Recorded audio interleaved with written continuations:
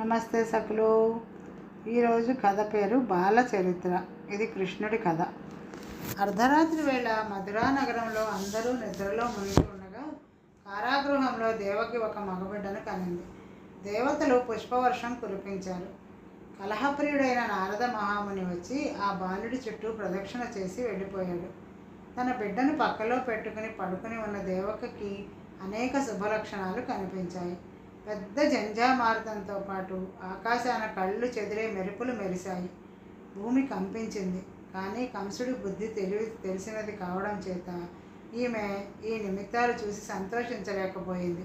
వసుదేవుడు ఆమె వద్దకు వచ్చి శిశువును చూసి ఆనందించి, బిడ్డను ఇచ్చేసాయి, ఎక్కడికైనా తీసుకుపోతాను అన్నాడు. అయ్యో, బిడ్డను తనివి తీరా చూసుకొనివ్వండి అన్నది దేవకి.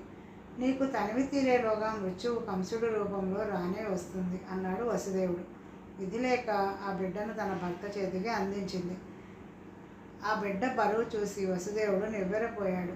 ఆయన బిడ్డను తీసుకుని బయటికి పోతూ ఉంటే కవాటాలు వాటికవే తెరుచుకున్నాయి. కాపలా వాళ్ళు గాఢ నిద్రలో ఉన్నారు. వసుదేవుడు మధురా నగరం దాటిపోతున్నాడు. కన్ను పొడుచుకున్నా కానరాని చీకటి. ఆకాశమంతా కాటుక పులిమినట్లు ఉన్నది. దారి కొంచెం కూడా తెలియటం లేదు. ఈ చీకటిలో ముందుకు సాగడం నా వల్ల కాదు అని వసుదేవుడు అనుకునేటంతలో ఎక్కడి నుంచో కాంతి పడి దారి స్పష్టంగా కనిపించింది. తాను శిశువును తీసుకుపోతున్న సంగతి తెలిసి దుర్మార్గుడైన కంసుడు తనని పట్టడానికి దివిటీలతో మనుషులను పంపాడు అనుకుని వసుదేవుడు ఆత్మరక్షణ కోసం కత్తి దూసి వెనక్కి తిరిగి చూశాడు. కానీ ఎవ్వరూ లేరు. దారిని వెలిగించిన కాంతి శిశువు నుంచి వస్తున్నది. ఆయన త్వరలోనే యమునను చేరుకున్నాడు. యమునా నది సుడులు తిరుగుతూ పూటుగా ప్రవహిస్తున్నది. అందులో మహాసర్పాలు మొసళ్ళు ఉంటాయి. అయినా భయపడే ప్రయోజనం లేదు. నది ఇది అవతలికి వెళ్ళవలసిందే. ఇలా అనుకుంటూ ఆయన నదిలో కాలు పెట్టగానే అలలు విడిచిపోయి దారి ఇచ్చాయి. వసుదేవుడు శిశువుతో సహా అవతలి ఒడ్డు చేరి ఒక మర్రి చెట్టు కిందకి వచ్చాడు. ఆ సమీపంలోనే ఆయన మిత్రుడైన నందగోవుండే పల్లె ఉన్నది. కంసుడు ఆజ్ఞాపించగా ఆయన పాపం ఆ నందగోవుడిని కొట్టి సంకెళ్ళు కూడా వేశాడు. తన బిడ్డను నందగోవుడి సంరక్షణలో ఉంచితే బాగుండు అనుకున్నాడు వసుదేవుడు. ఆ సమయానికి చచ్చిన ఆడ శిశువుని తీసుకొని సంకెళ్లతో సహా నందగోపుడు అక్కడికి తిరిగి వచ్చాడు. జరిగినది ఏమిటి అంటే, అంతకుముందే నందగోవుడి భార్య అయిన యశోద ఈ ఆడ శిశువుని ప్రసవించి స్పృహ తప్పిన స్థితిలో ఉండిపోయింది. తాను కన్న బిడ్డ మగబిడ్డో ఆడబిడ్డో కూడా ఆమె ఎరగదు. ఈ శిశువేమో పుడుతూనే చనిపోయింది. మర్నాడు పల్లెలో ఇంద్రయజ్ఞం అనే ఉత్సవం జరగబోతున్నది. నందగోవుడికి బిడ్డ పుట్టి చనిపోయిందంటే పల్లెలో వారంతా విచారపడి ఉత్సవం జరుపుకోలేకపోతారు. అందుకని నందగోపుడు చచ్చిపోయిన శిశువుని పారవేయడానికి చీకటిలో పడి యమునా తీరానికి వచ్చాడు. నందగోపుడు తనలో తాను కొనుక్కుంటూ ఉండడం వినపడి వసుదేవుడు, ఎవరది, నా స్నేహితుడు నందగోపుడేనా అని పిలిచాడు. భూతాలో పిశాచాలో తనని పిలుస్తున్నాయి అనుకుని మొదట నందగోపుడు భయపడ్డాడు. తర్వాత గొంతు గుర్తించి, వసుదేవుడు బాబు, అయినా ఆయనతో నాకేమిటి, కంసుడు కొట్టమంటే నన్ను కొట్టాడు, నాకు ఈ సంఖ్యలు తగిలించాడు, చీచి ఇంత కఠినం అయిపోతున్నానేమిటి, రాజాజ్ఞ ధిక్కరించలేక నన్ను శిక్షించాడే కానీ నాకు ఎన్ని వేల సార్లు ఉపకారం చేశాడు కదా అనుకుంటూ వసుదేవుడిని సమీపించాడు. నందగోప, క్షేమంగా ఉన్నావా, అందరూ కులాసాగా ఉన్నారా అని వసుదేవుడిని అడిగాడు. నందగోపుడు వసుదేవుడికి ప్రణామం చేసి తన భార్య ఆడ శిశువుని కన్న సంగతి, ఆ శిశువు పుడుతూనే చనిపోయిన సంగతి, మర్నాడు జరగనున్న ఇంద్రోత్సవానికి విఘాతం కాకుండా తాను శిశువుని పారవేయ వచ్చిన సంగతి తెలిపాడు.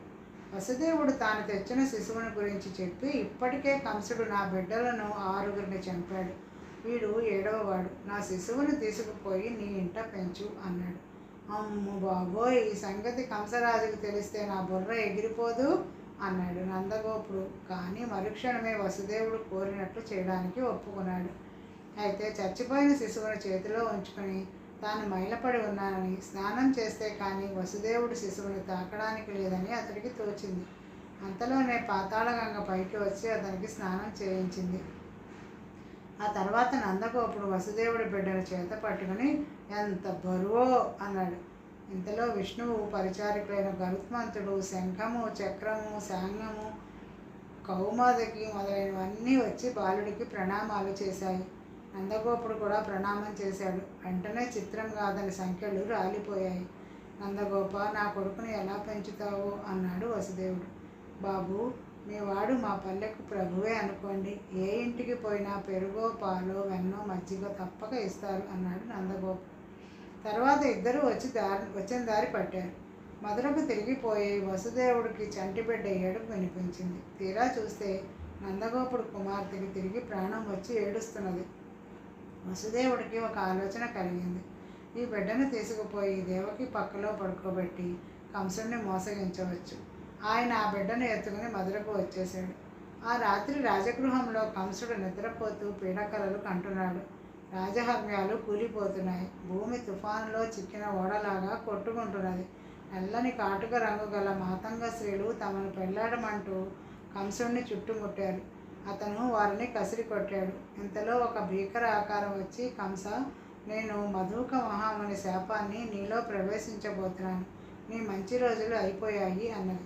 ఆ శాపం కంసుడి అదృష్ట దేవతను పిలిచి, ఇక నీకు ఇక్కడ తావు లేదు, వెళ్ళిపో అని చెప్పింది. కంసుడు నిద్రలేచి యశోధర అనే ప్రతిహారిని పిలిచి, ఇప్పుడు మాతంగ స్త్రీలు లోపలికి వచ్చారా అని అడిగాడు. లేదు అన్నది ప్రతిహారి. కంసుడు బాలకి అనే కంచుకుని పిలిచి, ఈ భూకంపాలకు ఉత్పాతాలకు మారుతాలకు కారణం ఏమిటో సామత్సరిక పురోహితుడిని అడిగి తెలుసుకునిరా అని పంపాడు. బాలాకి తిరిగి వచ్చి, మహారాజా, ఈ రాత్రి ఆదిదేవుడు భూమిపై అవతరించాడని పురోహితుడు చెబుతున్నాడు అన్నాడు. ఆదిదేవుడు ఎవరి కొడుకుగా పుట్టాడో, ఎందుకై పుట్టాడో కూడా అడిగిరా అన్నాడు కంసుడు.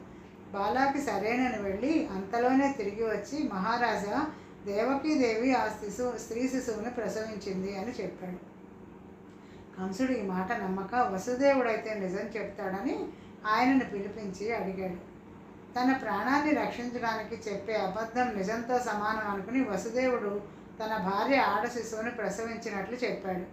ఆడదైతేనే మగవాడైతేనే చచ్చి తీరాల్సిందే అన్నాడు కంసుడు. ఎవరెంత చెప్పినా లాభం లేకపోయింది. అయ్యో, మరొకరికి బిడ్డని ఎలా చావనిచ్చేది? నా కొడుకును మళ్ళీ తీసుకురానా అనుకున్నాడు వసుదేవుడు.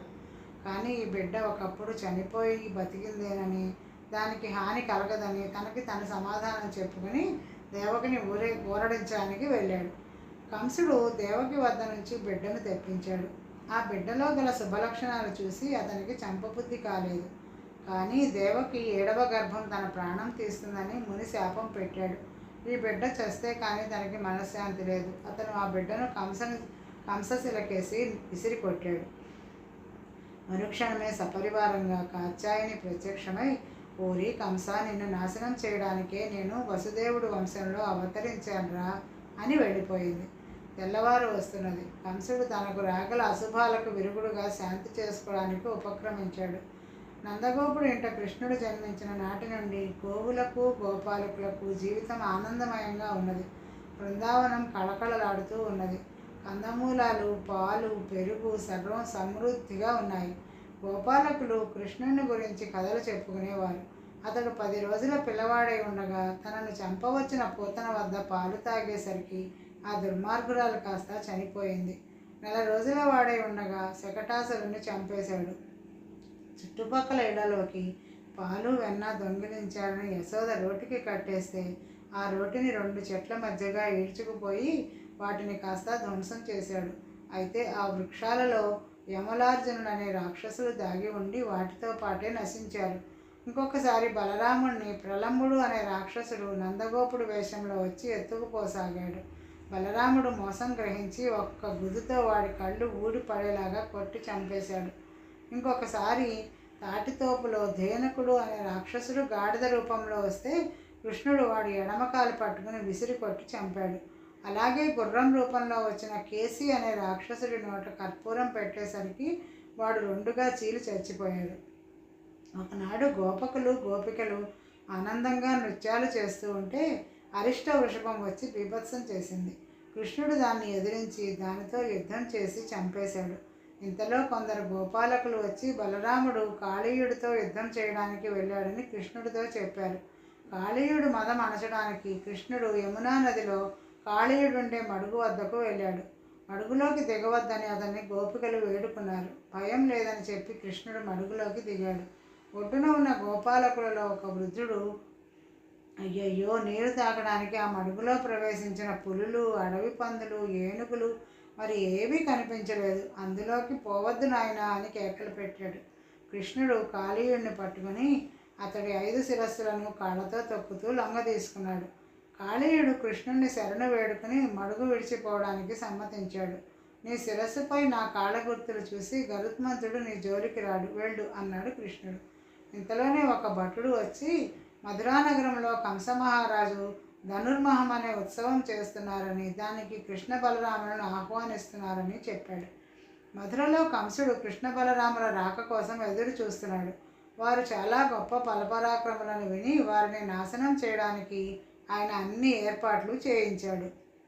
కృష్ణ బలరాములు మధురకు వచ్చారు. వారు రాజుగారి చాకలి వాళ్ళ దగ్గర బట్టలు లాక్కున్నారు. వారిని తొక్కి చంపడానికి మంత్రి ఒక ఏనుగుని పంపితే కృష్ణుడు వారి దంతాలు ఊడబెరికి వాటితోనే దాన్ని మోది చంపాడు. దారిలో మదనిక అనే కుబ్జ కనిపించింది.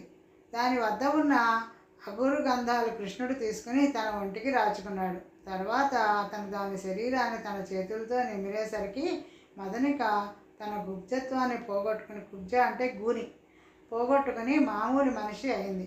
కృష్ణుడు పులమాలలు తీసుకొని తన మెడలో వేసుకొని ధనుశ్శాలలోకి వెళ్ళాడు. దాని రక్షకుడైన సింహబలుడు అనేవాడు అడ్డు వస్తే వాడిని చంపేసి బాణాన్ని 2 ముక్కలుగా విరిచేశాడు. అక్కడి నుంచి అతను సభాభవనానికి బయలుదేరాడు. ఈ సంగతులన్నీ కంసుడికి తెలియవచ్చాయి. బలరామకృష్ణులను చంపడానికి ఆయన చాణూర ముష్టికులు అనే మల్లులను సిద్ధంగా ఉంచాడు. బలరామకృష్ణులు వచ్చారు. భటుడు వారితో, వారే మహారాజుల వారు, ప్రణామం చేయండి అన్నాడు.